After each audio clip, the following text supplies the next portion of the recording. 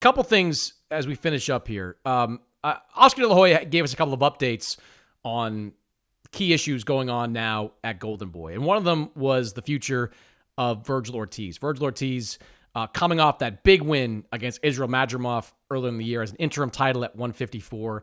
Anxious to get back. We've seen him at fights. We saw him in Frisco a couple of weeks ago. He is ready to get back into the mix. Oscar said he's going to be back probably in October, headlining somewhere. Oscar said a top 5 type guy. I'm not sure if I buy that. It'll probably be something a little less than that. But then the question becomes, if Virgil Ortiz fights in October and Boots Ennis fights in October, when are we going to get Virgil against Boots Ennis? Now, Eddie Hearn was on this show just a couple of weeks ago, and he said whenever Boots gets back into the ring, there will be pen to paper that the winner, if Boots and Virgil come through their next fights, they will fight each other no later than February of 2026. I brought that up. I raised that to Oscar De La Hoya. Here's what he said.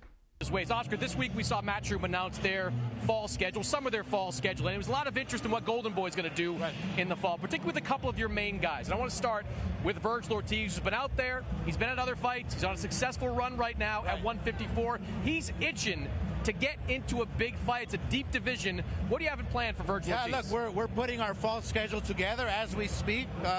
We love being on the zone. We love having a great full schedule.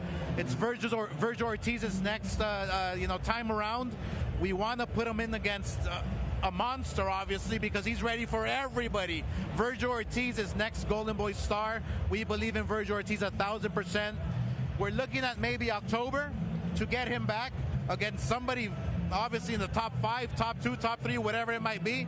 But Virgil Ortiz will be back very soon. Eddie Hearn told me last week that whoever Boots Ennis fights, there will be an agreement in place for Boots Ennis to fight Virgil Ortiz at the latest February of next year. Do you think that's a reasonable timeline? It can be, absolutely. Look, that fight is inevitable. That fight there with Boots and Virgil is going to happen. I cannot wait. I believe Boots is a tremendous, tremendous boxer, puncher. He's got the ring IQ. He's got the confidence. He's a star. But Virgil Ortiz, when he's right in front of you, there's nowhere to hide. So I cannot wait for that fight to happen. It's going to happen soon, and I can't wait to see it. So, Sergio, Eddie sounded pretty sure that Boots Virgil would come in the first quarter of 2026. Oscar, maybe not so much. What do you think of Oscar being a little wishy-washy on that subject? Oscar De La Hoya was equivocating the question, Chris Mannix, and he wasn't he wasn't really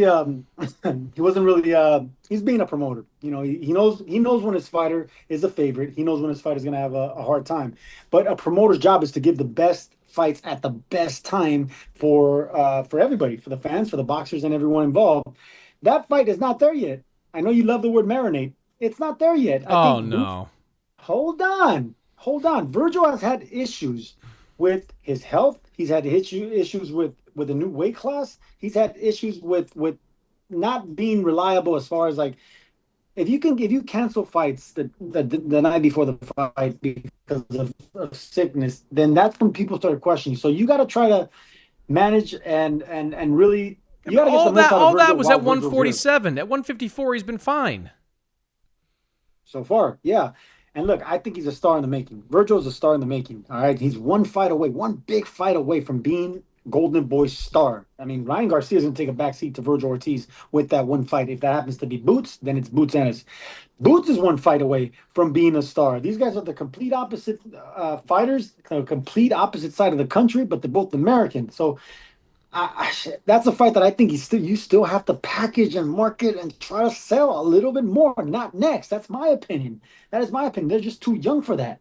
So that, I don't know, man. I just think Oscar De La Hoya, he's brilliant at what he does. He may tell you that's what's going to be next, but I can tell you as a promoter, he wants to get the most out of Virgil Ortiz, and he's doing just that all over the country. There's no other fight for Virgil Ortiz or Boots Ennis than them fighting each other. Now, you can say, all right, let's do Sebastian Fundora. That's a fight that could be out there. Fundora Fundora's the full WBC champion. Virgil Ortiz, the interim champion. Theoretically, or at least if they follow their rules, the WBC should order that fight to happen. But I've been told that Fundora, he wants to fight Keith Thurman next. Much easier fight, I think, for Fundora at that point. You look over on the other side, Boots Ennis, who has not yet fought at 154. He's now ranked in the top 4 by 2 of the 4 sanctioning bodies. The WBA's got him at number 2. Congratulations, you have not fought once. The WBO has him number 4. Congratulations, you have not fought once. Insane. But what's he going to do? Like, fight for an interim title against Yoenis Tellez, who is the interim champion for the WBA, because we know Crawford's gone. Do you keep trying to push up 154 to get Xander Zayas in the ring? Like, it doesn't make any sense to me. Like, no, but he'd have to go through a bunch of guys. Like, Josh Kelly is above him. Jorge Perez is still there at number 2. I don't really get that. I like the Josh Kelly fight. Who wants Virgil? to see that? No, this is for Boots, I'm saying. Well, actually, Boots, I saw an interview that Josh Kelly's, I think it was his manager, his trainer, did, that they were offered the fight against Boots and they turned it down because they think the money wasn't good enough. For a comeback fight, for the first fight for Boots, I like a Josh Kelly fight for the first. But after that, no mas. No other fights. We've waited long enough. We did not get that fight when they were top young prospects at welterweight. Now they're both contender-y, champion-y type of guys at 154. Let's make that fight happen. They both fight under the DAZN banner. They are promoted by people that talk to each other and do deals on a regular basis. It is insane to think of any other fight in 2026 for these two guys other than fighting each other. We need to get that fight happening right away. Maybe it's just Oscar kind of looking out for a better deal. Maybe he's trying to, just keep the doors opening so he doesn't put himself into a position where he's tying himself into one position. But I need to see that fight next. There's no other fight for either one of those guys.